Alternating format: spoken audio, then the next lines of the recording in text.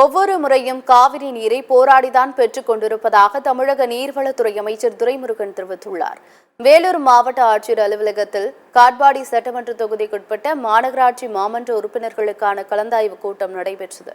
இதில் கலந்து கொண்ட பின்னர் செய்தியாளர்களுக்கு பேட்டியளித்த அமைச்சர் துரைமுருகன், உச்சநீதிமன்ற உத்தரவை கர்நாடக அரசு மதிக்காததால் ஒவ்வொரு முறையும் காவிரி நீரை போராடிதான் பெற்றுக் கொண்டிருப்பதாக கூறினார். அனைத்து ஊர்களிலும் குப்பை கொட்ட தனி இடம் இருந்தும் நீர்நிலைகளில் குப்பைகள் கொட்டப்படுவதாக அமைச்சர் துரைமுருகன் வேதனை தெரிவித்தார். நம்ம எவ்வளவு சொன்னாலும் அவங்க தண்ணி கொடுக்க மாட்டேங்கிறாங்க.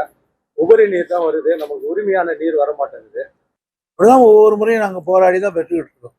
யாராக இருந்தாலும், நானாக இருந்தாலும், வேறு கட்சியாக இருந்தாலும் அவங்களோட போராடி தான் பெற்றுக்கிட்டு இருக்கோம். அதாவது உச்ச நீதிமன்றம் அதுக்கு மேலே நம்மக்கிட்ட அவர்கள் அந்த உச்ச நீதிமன்றமே நமக்கு இந்த இப்படியெல்லாம் நடந்து கொள்ளுங்கள்னு ஒரு விதி கொடுக்குறாங்க.